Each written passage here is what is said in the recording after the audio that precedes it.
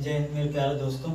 तो आइए आज हम लोग क्या पढ़ेंगे, पॉलिटिकल साइंस पढ़ेंगे, राजनीतिक शास्त्र में कि पार्ट्स ऑफ गवर्नमेंट, सरकार के प्रकार। वीडियो शुरू करने से पहले आपसे एक छोटी सी रिक्वेस्ट है कि मेरे चैनल पर नए हैं तो मेरे चैनल को सब्सक्राइब कर लें और लाइक कर लें ताकि कोई नया वीडियो बनाऊँ तो सबसे पहले आपको मिले। तो आइए शुरू करते हैं। क्या है सरकार के प्रकार, यानी हम लोग बहुत सुनते हैं सरकार के प्रकार क्या है। तो सरकार कितने प्रकार की होती है?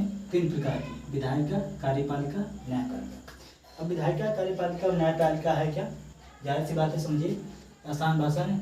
विधायिका यानी कि विधि, विधि का मतलब कानून बनाना, नियम बनाना। कार्यपालिका उस पर काम कराना या उसको लागू कराना, राइट। और न्यायपालिका कि उस चीज़ पर न्याय सुनाना या उस नियम को उल्लंघन करने पे या उसको दंडवाहित करने के लिए न्यायपालिका जो है, न्यायपालिका की व्यवस्था सरकार गवर्नमेंट में की गई है। तो पहले हम देखेंगे क्या, विधायिका। बार सबको देखेंगे, फिलहाल देखेंगे विधायिका। विधायिका क्या है? विधायिका को 3 तरह से 3 रूपों में बांटा गया है। पहला है लोकसभा, दूसरा राज्यसभा और तीसरा राष्ट्रपति। लोकसभा जैसे मान लीजिए संसद, पार्लियामेंट, उसको बोलते हैं विधायिका। यहाँ लिख लीजिए संसद, कोष्ठक में संसद, विधायिका, संसद। संसद के 2 प्रमुख अंग कौन कौन से होते हैं? लोकसभा और राज्यसभा। और उसका जो मेन अधिकारी होता है कौन होता है? राष्ट्रपति, रेजोल्यूशन लाने का काम करता है। तो जो संसद का आर्टिकल कितना है वो 79 में देता है। अनुच्छेद 79 में विधायिका संसद के बारे में बात किया गया है, अनुच्छेद 79। अब जानते हैं पहले लोकसभा। लोकसभा को क्या कहते हैं? निम्न सदन कहते हैं। वहीं राज्यसभा, और राज्यसभा को क्या कहते हैं? अस्थायी सदन कहते हैं। लोकसभा को निम्न सदन और राज्यसभा को अस्थायी सदन। फिर उसके बाद लोकसभा में सदस्यों की संख्या कितनी है? 543 है। और राज्यसभा में सदस्यों की संख्या कितनी है? सॉरी, इसमें सदस्यों की संख्या नहीं लिखी गई है, फिलहाल हम लिख लेते हैं 200 कितना है? सदस्यों की संख्या 245 है। 245 है, समझ जाइएगा। फिर अस्थायी सदन इसको कहा जाता है। इसका कार्यकाल कितना है? 6 वर्ष का है। इसका कार्यकाल जो कितना है? 6 वर्ष का है। और इसका कार्यकाल कितना है? लोकसभा का कार्यकाल 5 वर्ष का और राज्यसभा का कार्यकाल 6 वर्ष का। फिर लोकसभा का अध्यक्ष, लोकसभा अध्यक्ष इस समय कौन है? तो ओम बिरला जी हैं। फिर राज्यसभा में उपसभापति इसमें कौन? हरिवंश नारायण। उपसभापति या सभापति, इसको राष्ट्रपति को भी कहा जाता है।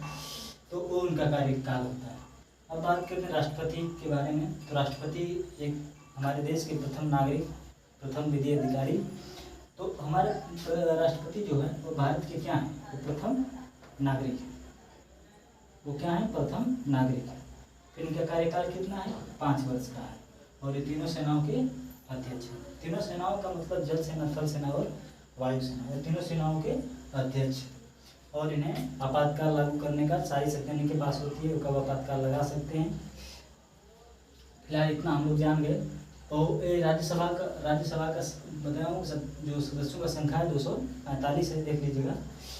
और इसमें कहीं कहीं बात की जाती है कि एंग्लो इंडियन की बात की जाती है। तो जो एंग्लो इंडियन था अब उसको संशोधन करके समझाने उस चीज़ को ख़त्म कर दिया गया है। एंग्लो इंडियन समझिए कि इंडियन है नहीं, लेकिन फिर भी बता दें कि एंग्लो इंडियन था क्या। एंग्लो इंडियन का मतलब जैसे आप 2 पति पत्नी हैं, जैसे राम और गीता मान लीजिए। राम और गीता हैं, तो राम जो है वो भारतीय होने चाहिए और गीता जो है वो ऑल इंडियन होनी चाहिए। मतलब वो किसी दूसरे देश की होनी चाहिए, विदेशी होनी चाहिए, कुछ भी हो। लेकिन जो ये बात होती है, ये एंग्लो इंडियन की बात होती है। मतलब जैसे सैया देशी और औरतिया विदेशी, तो इस चीज़ की बात की जाती है। इसको एंग्लो इंडियन कहते हैं। और कभी कभी होता है कि राष्ट्रपति जो होता है वो में 12 सदस्यों को चुनते हैं। वो किन किन क्षेत्रों से चुनते हैं?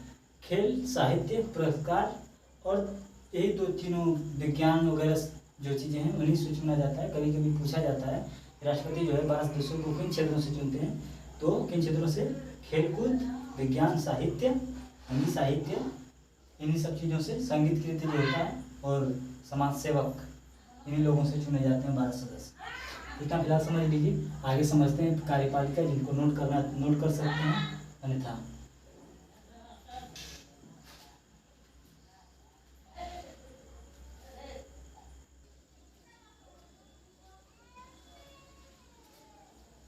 तो आइए दोस्तों, अब देखेंगे क्या कि हम लोग विधायिका देख लिए, अब क्या देखेंगे कार्यपालिका। लोग से पहले डिस्कस किया हूँ कि विधायिका का मतलब कानून बनाना और कार्यपालिका का मतलब उस विधि पे या कानून पे काम।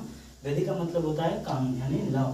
तो कानून का मतलब, कार्यपालिका का मतलब कार्य से ही समझ आ रहा है। कार्यपालिका का मतलब कार्य काम कराना। तो कार्यपालिका जो हमारी है कितने तरह की है? 2 तरह की, एक अस्थायी कार्यपालिका और एक अस्थायी कार्यपालिका। अस्थायी और अस्थायी का मतलब क्या होता है, इसको भी समझ लेते हैं। अस्थायी कार्यपालिका का मतलब ये हो गया, जैसे जिले में यूपीएससी का मतलब समझ रहे हैं आप लोग। यूपीएससी मतलब पहले मैं बनाया हूँ कि चुनाव नियुक्ति चयन में क्या अंतर होता है, अगर देखना हो तो आप लोग देख लीजिएगा। यूपीएससी का मतलब ये होता है कि यूपीएससी का पूरा फुल फॉर्म जो है इंडियन पब्लिक सर्विस कमीशन, यानी कि भारतीय संघ लोक सेवा आयोग, इसको जिसका हिंदी में नाम है। यह क्या है कि इसमें बहुत कॉम्पिटिटिव एग्जाम होता है, इसमें पेपर एग्जाम देना पड़ता है, तब कहीं जाके एक बड़ी मुकाम हासिल होती है, बहुत मेहनत करना पड़ता है। तो यूपीएससी यानी आईएएस का पूरा नाम फुल फॉर्म क्या है? Indian administrative service. और आईपीएस का इंडियन पुलिस सर्विस और आईएफएस का इंडियन फॉरेन सर्विस। तो ये चीज़ें जो हैं कार्यपालिका जो है ये काम कराती है। कार्यपालिका के जो आईपीएस जो हो गए और सारी चीज़ें हो गई, एसपी डीएसपी जो लोग हो गए, वो कार्यपालिका के यानी कि अस्थायी कार्यपालिका के अधीन होते हैं। यानी अस्थायी कार्यपालिका में काम करेंगे या मतलब उस चीज़ को काम करवाएंगे। जैसे कार्यपालिका मतलब कानून का पालन करेंगे, ये होता है। यूपीएससी द्वारा चयन आईएएस आईपीएस आईएफएस जितने लोग हैं, इनकी निश्चित कार्यकाल होता है। निश्चित कार्यकाल का मतलब इनकी सीमा वाइज में, मतलब जो इनका काम है वो निर्धारित होता है। मतलब तुमको 35 वर्ष पे रिटायरमेंट मिलेगा, तो 35 वर्ष इनको रिटायरमेंट मिल जाएगा, बस उसके बाद ये जॉब नहीं कर सकते। इनको पेंशन दी जा सकती है, लेकिन इनका निश्चित कार्यकाल वहीं से वो खत्म। फिर उसके बाद क्या है, दूसरा क्या है, अस्थायी कार्यपालिका। अस्थायी कार्यपालिका का मतलब जैसे नेता होता वगैरह हो गए, मंत्री। तो यहाँ आप देखेंगे एमपी एमएलए। एमपी का पूरा नाम क्या होता है? Member of parliament. और एमएलए का पूरा नाम member of legislative of assembly. MLA member legislative of assembly. तो इनका जो होता है, इनका कार्यकाल जो होता है अनिश्चित कार्यकाल होता है। निश्चित का मतलब ये होता है कि चुनाव हुआ 5 साल रहे, 5 साल रहे, फिर चुनाव होगा, फिर 5 साल बनेंगे, फिर चुनाव होगा, फिर 5 साल बनेंगे, हारेंगे, फिर जीतेंगे, फिर बनेंगे। तो ये चीज़ें होता है। तो इसलिए इनका जो कार्यकाल होता है वो अनिश्चित कार्यकाल होता है। इनकी वायु सीमा जो है निर्धारित नहीं है। तो इसलिए जो वायु सीमा का जो सर्विस का दिन आयुकाल होता है वो निर्धारित नहीं रहता है। इसलिए लोग क्या करते हैं, जीतते हैं, फिर आते हैं, फिर जीतेंगे, फिर आएंगे, फिर जीतेंगे, फिर आएंगे, कार्यकाल चलता रहेगा, पार्टी बनी रहेगी, चलता रहेगा। तो ये चीज़ है। मुझे आशा है कि कार्यपालिका भी आपको समझ आएगी। इसको भी अगर नोट करना चाहते हैं तो नोट कर सकते हैं। फिलहाल अब यूपीएससी के बारे में अगर ज़्यादा जानकारी लेनी हो तो मेरे वीडियो में जाकर पीछे वाले देख सकते हैं। यूपीएससी के बारे में सारा बायोडाटा बता रखा हूँ, क्योंकि मैं भी एक यूपीएससी का लड़का हूँ, स्टूडेंट हूँ। जस्ट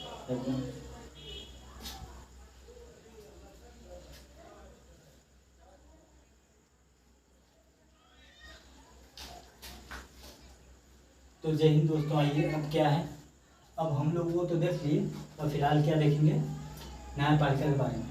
विधायिका देख लिए, कार्यपालिका देख लिए, अब जानेंगे न्यायपालिका के बारे में कि न्यायपालिका क्या होती है। उसके बारे में बताया हूँ कि न्यायपालिका वो है जो बने कानून पे जो न्याय कराती है या न्याय देने का काम करती है लोगों को, तो वो क्या है, न्यायपालिका हमारी। विधायिका जो देश में नियम लागू करती है, कार्यपालिका जो देश को चलाने का या उस पर पालन कराने का काम करती है, न्यायपालिका जो उस पर दंड सुनाने का, लोगों को न्याय देने का काम करती है।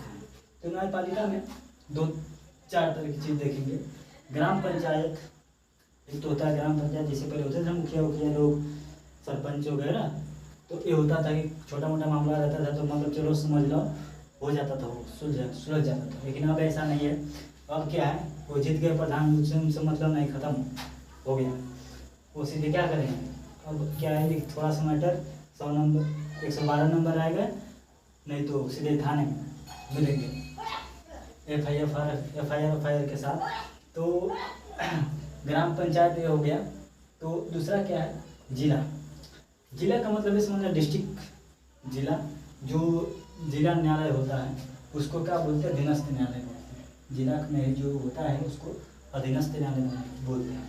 तो पहला ये हो गया अधीनस्थ जिला, अधीनस्थ न्यायालय, उच्च न्यायालय और सर्वोच्च न्यायालय। उच्च न्यायालय और सर्वोच्च न्यायालय ये चीज़ हो गया। तो जैसे अब मान लीजिए, जैसे अब इतना सर्वोच्च न्यायालय के बारे में कुछ बता देते हैं। ग्राम पंचायत ये आप लोग देखेंगे, न्यायपालिका जो कितने भागों में विभाजित है, 1 2 3 4, यानी ग्राम पंचायत, जिला पंचायत, और जिला अधीनस्थ न्यायालय, उच्च न्यायालय और सर्वोच्च न्यायालय। अब बात करते हैं क्या, सुप्रीम कोर्ट के बारे में कुछ जान लेते हैं।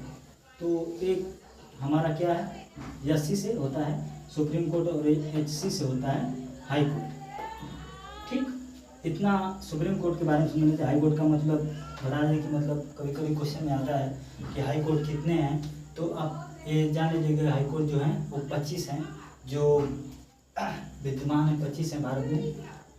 तो ये सुप्रीम कोर्ट को जान लेते हैं। सुप्रीम कोर्ट ऐसा कोर्ट है जो पूरे भारत का सिर्फ एक न्यायालय है।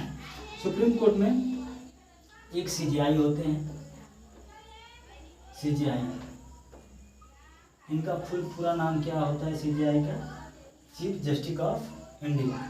और एक होते हैं ओजेआई, यानी अदर जस्टिस ऑफ इंडिया।